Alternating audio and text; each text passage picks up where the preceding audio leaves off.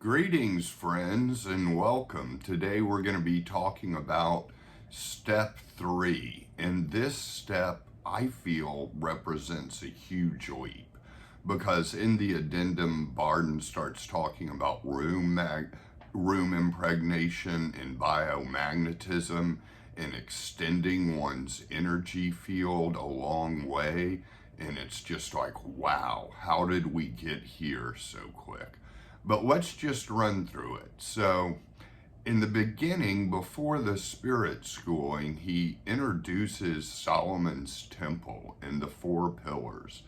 And it's knowledge, courage, volition, and silence.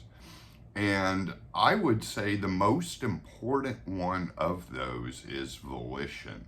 That's the will. That's persistence, perseverance, and tenacity with the work, and that's force. That's definitely the fire element, and courage as well, because it takes some bravery getting into this, and a sense of humility about the bravery it takes to take on these practices. And with knowledge, I feel like knowledge is easier to acquire. There's certainly books available. Obviously, there's the books of Bardon. And I will say, I don't think it's helpful to mix a whole lot of teachings at once. I feel like it's really important to just stay with one. And if Bardon is the path, then stay with Bardon. I mean, maybe one other teaching method for outside help, but I don't think it's a good idea to mix a lot of teachings together and kind of be all over the place. For me personally, just honing in on the Bardon work, above all else was primary. And it took me a couple of years to get there. I would read other things and go in different directions, and I'd always kind of have Bardon a little bit on the back burner, and so it took me a while to get there. Maybe it's taken you a while to get there. And then there's silence, not talking to people that much about it. I mean, if you want to talk to other practitioners, sure, but other ordinary people not revealing a whole lot about it, or definitely not revealing a whole lot about your progress, unless it's encouragement, like this video, to other practitioners. So silence is important, and also just the raw silence of being in solitude and being alone and having a quiet place to go to do your practices, and having a quiet place to live in, having a serene place to live in. I feel like those are definitely mandatory, and I hope most of you all have that right now. I know the world is going through some difficult times. So in the spirit schooling, we get into concentration on multiple senses, and we go into objects and a sense of sight with objects, and then hearing with acoustical noises, and then feeling and concentrating with multiple at once. I feel like that's really hard work to do. For me, the kind of clairaudience, I mean, it wasn't really clairaudience at this point, because you're kind of creating the image, but I guess what I'm trying to say is, for me, the sense of sight kind of came easily. I could visualize objects easily. I could feel the objects in the room easily. My hearing was the one that was slower to develop. Hearing the acoustical noises and trying to concentrate on that. That took me a few months of persistence, because I would end up getting like mixed signals in my head, and then start hearing like different sounds than the one I was supposed to be concentrating on, and it was a bit of a mess for a while before that developed. So that was just me, and I'm a visual and kinesthetic learner, And so that's the way it happened with me. Maybe with you it happens in the same as whatever your learning style is. I will say too, on this step, when I started imagining places and villages, and you know, because Bardon mentions villages, and I really love old-timey villages that are still preserved. So I would visualize a village, and I would end up going into the astral plane when I did that.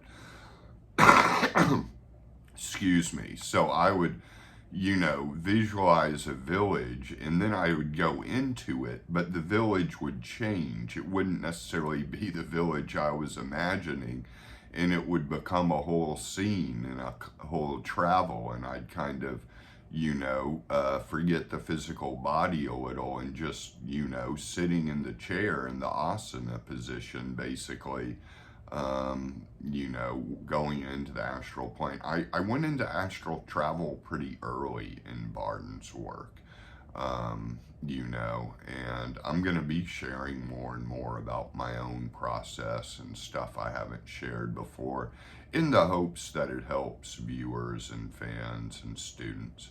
So, yeah, so this is a challenging one. I'd say if you get stuck, go on to the soul and the physical training, schooling in this step, because those two are extremely powerful. And the soul schooling is inhaling the elements, and inhaling the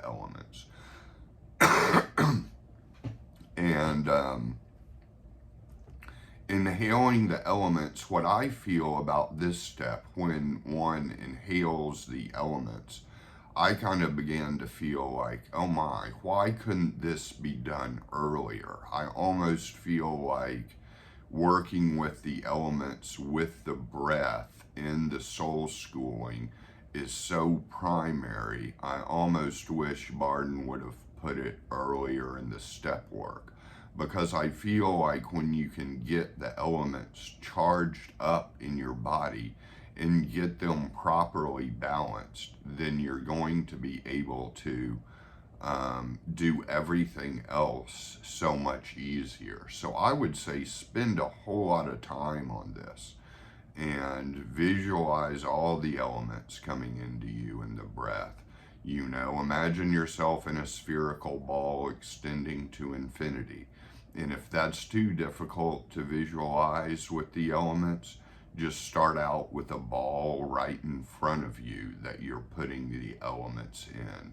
And that should get some of the electromagnetic fluid going. At least it did and still does for me. It really gets me charged with electromagnetism when I'm breathing in the elements. And so this step is primary for me, and it continues to be a primary exercise with the elements in the soul schooling, because I feel like when the elements are balanced and sufficiently up and running, then everything else can come easier. And on the physical training, we get into the pore breathing some, as far as different parts of the body, and breathing like through the legs. You know, imagine your right leg has lungs all on the pores, and each pore is a lung, and you are just breathing in and out of your right leg. And then do the left leg, do the right arm, do the left arm. Bardon mentions specific parts of the body, which may be hard to locate. I don't necessarily think you need a course in anatomy to know where the organs are. I think that it can work to just inhale in certain regions of the body, like the lower right side of the stomach and back, the lower left side of the stomach and back. I do think the caveat and qualification that Bardon gives about avoiding the head and the heart, I do think that is definitely something to avoid. I think that can be overwhelming. poor breathing through the head or through the heart. So I agree with that. I think not at this point yet. We're not really ready. I mainly just do my legs with the pour breathing. That's what I've been mainly doing, and that really helps a lot, because the legs are the foundation of the whole, mind, body, soul. Excuse me. Got a bit of a cough, getting over the flu, actually. So, but feeling good enough to do a video, and happy to be here with you all. And then, so, yeah, we get into the addendum, and in the addendum there is room impregnation and biomagnetism. And I'd say that the way to extend one's energetic field like this is definitely the elements. Definitely the pour breathing will just help with more force.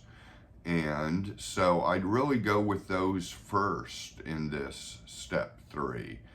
And, as far as the radius, the bigger you can imagine the sphere to which you're inhaling the elements in, the better. And it's like your sense of self extends to the whole room, then it extends even further, and it's kind of like you're occupying more space with your energetic field, where you can just start to feel around you. And if there's somebody sitting 6 feet in front of you, you can kind of feel into them, almost like to the point, or not almost, to the point that you're able to like kind of reach inside them, which I wouldn't do. It's kind of inconsiderate and might freak them out. But, I got to that point where I was able to extend it to other people, and be able to kind of like feel into their body. And then I tried it once with a girl years ago, and she's like, "What are you doing? This is freaky," and so I was like, okay, I'm not going to do that to people anymore. Just glad to know it worked. But I mean, this is just the basic premise, I'd say, with the room impregnation and biomagnetism. The basic premise on this for the entire book. I wouldn't worry about mastering all of this, especially because the biomagnetism, involves healing others, and I really don't feel like we're at a point yet in the steps where it's good to try to start healing others. I still feel like we need to strengthen ourselves. We're not ready for that yet. So just know that this room impregnation and biomagnetism stuff is a goal of where you need to be, but I don't feel like you need to be there now in order to go on to the next step. And so yeah, that's all that really comes to mind off the top of my head about step 3, although I could say a whole lot more. If you have questions or comments, please put them below. And also, you can always email me at thegraveyardcowboy@gmail.com. I do offer coaching sessions over Zoom, so you can be anywhere in the world and I'll see you for a session. If you're interested, write me. And I always enjoy getting feedback. So because I wanna help everyone. I want to help everyone, and I've gone through all this, and I've been able to do all of this, and it's sometimes a little challenging to retroactively piece together what happened, step by step. But the soul schooling in this step basically is key and continues to be a huge part of my practice now, working with the elements, always working with the elements and extending one's energetic field. That's what I do now as a daily practice. So this soul schooling in step 3 is fantastic. And otherwise, hope everyone is well. Many blessings to all. Great to be here and talk to you all. See you next time.